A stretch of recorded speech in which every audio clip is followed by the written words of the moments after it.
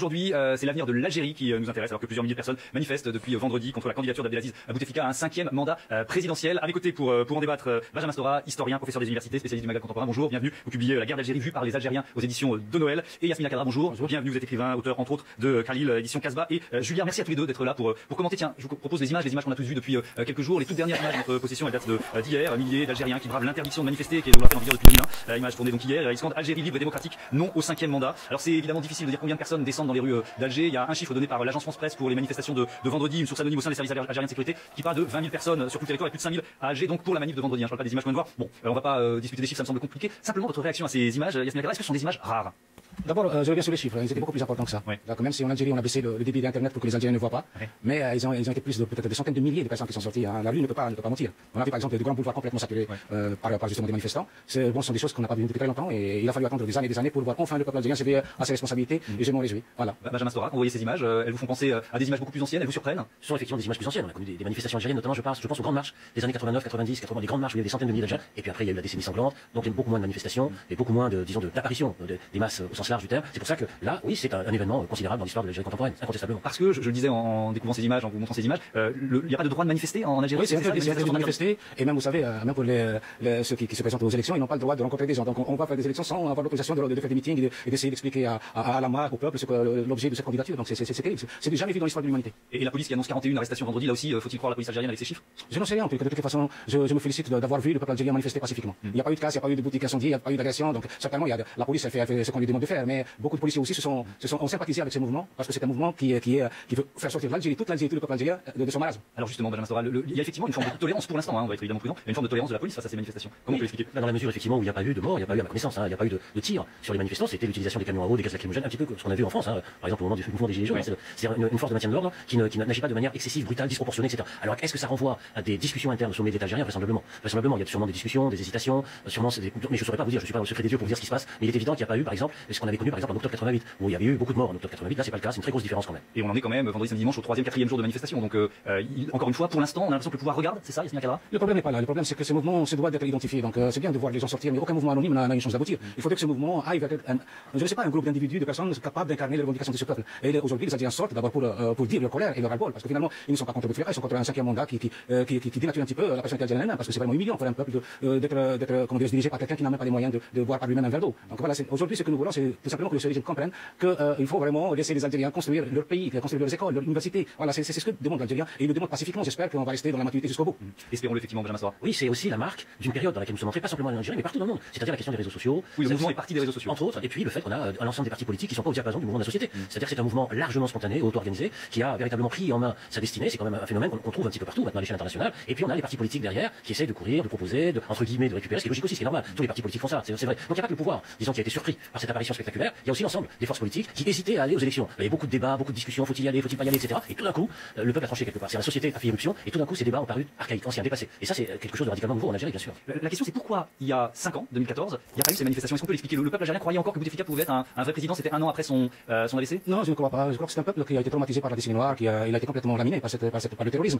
Et puis à un certain moment, il a cru bon de choisir la tranquillité au détriment de son propre avenir. Donc il était dans une sorte de perplexité où il attendait quelque chose. Vous savez, moi-même je m'étais présenté en 2014 aux élections présidentielles, j'ai fait 10 000 km par route. Oui. Je suis parti un peu partout, dans les Aurès, en Kabylie, dans Constantinople, le Sahara, partout.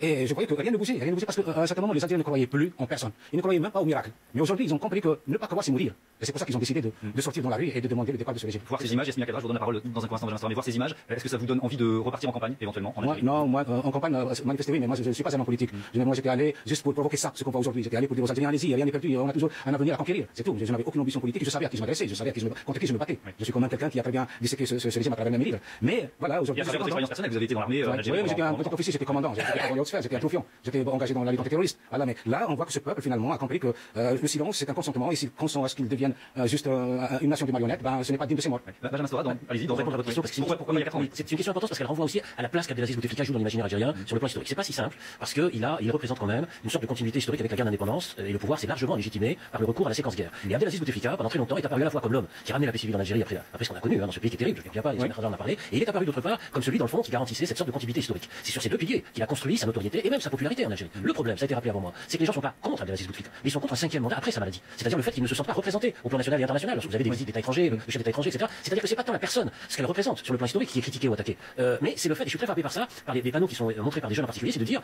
l'histoire, elle doit être au musée. C'est-à-dire le FLN doit être au musée, mais elle ne doit pas servir sans arrêt à légitimer le pouvoir politique. C'est-à-dire que dans le fond, c'est pas le fait que les Algériens ne sont pas nationalistes, ils sont très nationalistes, ils sont très attachés à la guerre d'indépendance, etc. Mais ils estiment que cette question de l'attachement au nationalisme ne doit pas justifier, disons, le fait qu'un homme très affaibli sur le plan physique continue de diriger le pays. Oui, il y a même cette idée de fierté nationaliste, de dire on ne peut pas être représenté par un homme en fauteuil, comme vous disiez tout à l'heure, qui ne peut pas boire tout seul. Oui, cette dimension-là aussi. Pour revenir un peu au quatrième mandat, les gens n'étaient pas d'accord. Hein. La preuve, il n'y a pas eu. Oui, mais ça n'a pas été manifesté. Oui, c'est interdit, les gens avaient peur. Le régime disait aux Algériens, si jamais vous n'acceptez pas ce que nous vous proposons, ça va être la guerre. Et les Algériens sont encore traumatisés par la décennie noire. Mais déjà, le fait de ne pas aller voter, il y avait combien? Il y avait peut-être 15 ans. Voilà. Le taux de participation est un grand Ils sont divorcés avec toutes les élections, que ce soit pour les législatives, pour n'importe quoi. Donc il y avait une sorte de rupture avec un groupe qui s'est installé entre les dirigeants et le peuple algérien. Aujourd'hui, les Algériens ont compris que leur destin est entre leurs mains, et entre les mains de personne d'autre. Et c'est à eux de décider pour sauver ce pays, pour trouver au moins une issue de sortie à la crise. Est-ce que effectivement c'est celui qui tient le pouvoir réellement en Algérie aujourd'hui, Yassine Makala? D'après la rumeur, oui. Les gens pensent que c'est lui qui détient le pouvoir. Ça veut dire qu'il n'apparaît pas publiquement, qu'il reste discret malgré tout? Écoutez, le Dieu n'apparaît nulle part, mais c'est lui qui tire les ficelles. Le Dieu n'apparaît nulle part. Mais c'est lui qui tire les ficelles. Benjamin Stora. Ce qui est très mal vécu, pas simplement en Algérie, mais ailleurs, c'est le sentiment que ce sont des familles qui tiennent le pouvoir. C'est-à-dire que soit une sorte d'hérédité ou de transmission de pouvoir par hérédité familiale, et ça c'est très mal vécu. Et c'est ça que les gens rejettent dans le fond, c'est-à-dire qu'il faut quand même, pour accéder au pouvoir, avoir d'autres types de légitimité qu'une légitimité familiale. Il y a aussi ces groupes, cette force financière. Il y a beaucoup de gens dans le monde d'affaires qui sont accaparés de tous les secteurs névralgiques de l'État, des institutions qui ont corrompu tout le monde. Et c'est pour ça qu'aujourd'hui, les gens, surtout ceux qui devraient défendre les intérêts de cette nation, préfèrent défendre celle de leur maître. Les militaires font partie de ce clan, on peut dire ça comme ça. Ou est-ce que l'armée en Algérie est tiraillée, traversée par des courants contraires? Non, mais pour le moment, elle est confinée aux frontières. Moi, je pense que quand on prend 5 généraux commandants de région, on les jette en prison comme des malpropres, et puis on les libère, ça veut dire simplement que le pouvoir est ailleurs. Donc ce n'est pas l'armée qui détient le pouvoir en Algérie Ce aujourd'hui. qu'on constate en tout cas, c'est que dans les manifestations de rue jusqu'à présent, c'est pas l'armée qui est conspuée. C'est à ma connaissance, je n'ai pas entendu de mot d'ordre à ce niveau-là. C'est-à-dire qu'il y a effectivement en Algérie depuis plusieurs années maintenant des groupes d'intérêts financiers extrêmement puissants, qui font beaucoup d'affaires, qui ramassent beaucoup d'argent, et qui sont ce qu'on pourrait appeler des oligarques en fait, même si le terme est un peu impropre par rapport à l'histoire algérienne, par rapport à la Russie, etc. Mais quand même, on est dans une situation où il y a une apparition d'une bureaucratie d'État, de capitaux très importants, parce que l'Algérie c'est un pays très riche. C'est pas un petit pays, disons, à la traîne de tous les autres. C'est un Eldorado, c'est un grand pays, donc à partir de là, il y a beaucoup d'argent en circulation, et donc beaucoup d'appétit aussi. On y reviendra peut-être sur le plan international. Bien sûr. Et donc, puisqu'il y a beaucoup d'argent, beaucoup d'appétit, si on se projette un peu dans les jours ou les semaines qui viennent, qu'est-ce que vous imaginez? Moi, vu d'ici de Paris, j'imagine mal ce clan au pouvoir lâcher les rênes aussi facilement. Bah oui. Le Premier ministre a déclaré ce sont les urnes qui trancheront en mettant en garde le peuple algérien sur des débordements éventuels. Oui, il n'a pas à mettre en garde qui que ce soit. C'est ce qu'il a dit. C'est lui qui est menacé aujourd'hui, et c'est pour ça qu'il va défendre coûte que coûte son beefsteak, son filon. Mais il faut qu'il comprenne que si jamais il y a un dérapage, il sera lui le responsable devant Dieu, devant la justice et devant le peuple algérien. Donc moi, ce que je voudrais, c'est que le peuple algérien soit déterminé et qu'il exige le départ de ce régime dans la paix. Et peut-on imaginer que ça se passe dans la paix? Il le faut, un clan qui détient le pouvoir depuis 20 ans en Algérie lâche comme il va pas lâcher, c'est pas le pouvoir et l'argent aussi. Il ne va pas lâcher, mais il n'a pas intérêt à provoquer la violence. Il n'a pas intérêt. Moi, je ne souhaiterais pas que ce pays retombe encore une fois dans la violence. J'espère qu'ils se sont suffisamment enrichis pour ficher la paix au peuple algérien, pour ficher la paix aux Algériens. Les Algériens dans la rue, on vous laisse le pays, laissez-nous tranquilles. Parce qu'il y a un peu de ça quand même dans ces mots d'ordre. Et on est dans une situation quand même politique où, pour le vœu du nom, ce n'est plus Abdelaziz Bouteflika qui est au centre du jeu politique. C'est ça la grande différence avec les années précédentes. Il n'est plus le centre du jeu politique. Le jeu politique est ailleurs, il se déplace maintenant progressivement, et donc on entre dans une grande période d'incertitude.